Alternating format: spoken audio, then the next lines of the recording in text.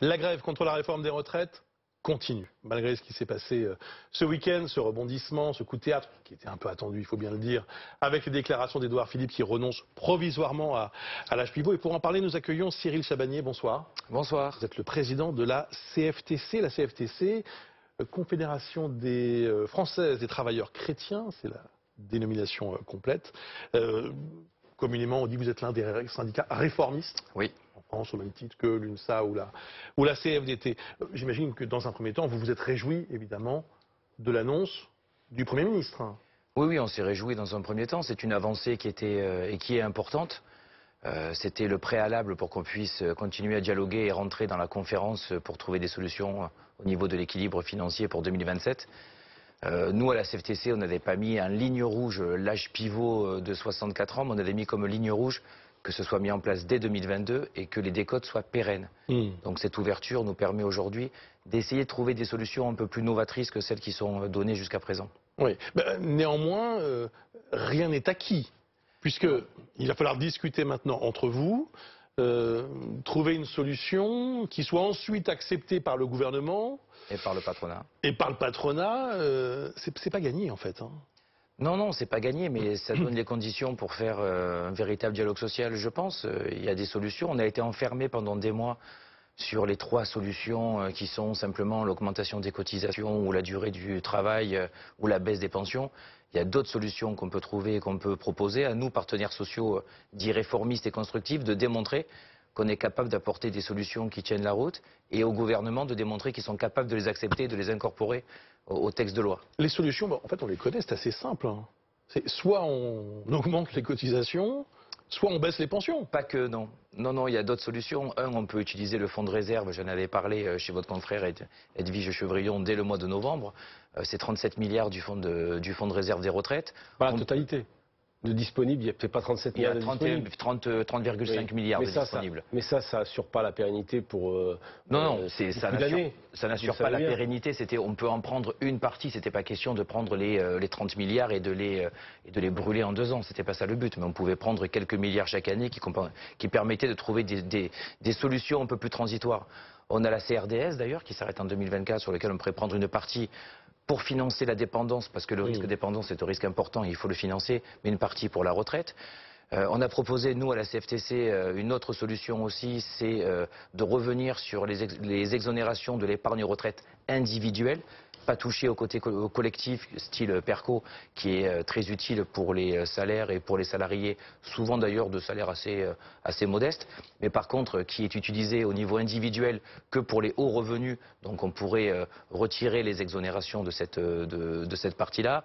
Propose aussi de pouvoir taxer les entreprises qui ne respectent pas la pénibilité ou la loi sur l'égalité homme-femme. Voilà, on propose d'autres solutions pour ne pas rester enfermé dans ces 3-là. Oui, mais vous n'avez pas le sentiment quand même de tomber petit à petit dans une sorte de piège que pourrait tendre le gouvernement, qui au fond à la fin qui dirait vous voyez, vous avez cherché, mais il n'y a pas d'autre solution, il faut bien y aller à l'âge pivot.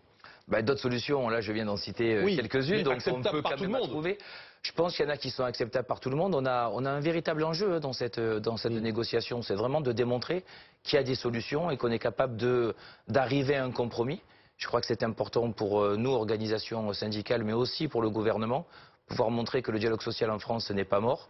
On a eu dans le passé quelques exemples pas très glorieux de dialogue social, que ce soit au niveau des ordonnances travail ou que ce soit au niveau de l'assurance chômage. Je pense qu'il est temps de démontrer qu'on est capable d'arriver à un compromis. Et je pense que le gouvernement jouerait gros de ne pas vouloir accepter des propositions. Autre question, Cyril Chabagnier. Est-ce que votre satisfaction ne crée pas un problème avec les autres syndicats et avec les opposants à cette réforme des retraites qui continuent, eux, de batailler? Est-ce que vous vous sentez, pardon de le dire comme ça, mais à l'aise?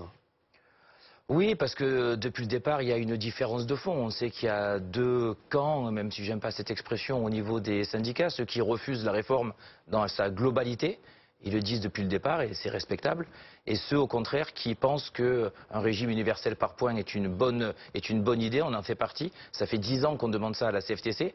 Après, c'était des problèmes sur les modalités de cette réforme. Mais on reste convaincu qu'un régime universel par points est plus juste parce que franchement, le système actuel, on pourrait en parler longuement, il est tout sauf juste. Hein. Sur la conférence de financement, j'y reviens, monsieur. On a entendu, vous allez y participer, la CFDT, Oui. l'UNSA, mais si la CGT décide de ne pas y participer, comme un peu l'a laissé entendre hier soir monsieur Martinez, elle va être un peu caduque cette conférence, s'il n'y a pas tous les syndicats. Alors le Premier ministre, dans sa lettre, a marqué qu'il fallait un nombre suffisant d'organisations pour y participer. Alors qu'est-ce qu'il a en tête sur le nombre suffisant, je ne sais pas. Et je ne suis pas convaincu que même ceux qui sont opposés à la réforme ne seront pas présents autour de la table pour essayer de trouver des solutions au niveau du déficit et donc de l'équilibre de 2027. Je ne suis pas convaincu qu'ils ne seront pas présents. Marine Le Pen s'exprime Mais ça demain. serait bien qu'il y soit. Hein. On est sur ça, on peut être d'accord. Parce qu'à ce jour, et Force ouvrière a dit qu'il participerait aux travaux de cette conférence, mais si jamais la CGT n'y était pas, compte tenu du poids qu'elle représente dans l'univers syndical, qui est déjà pas, on va dire,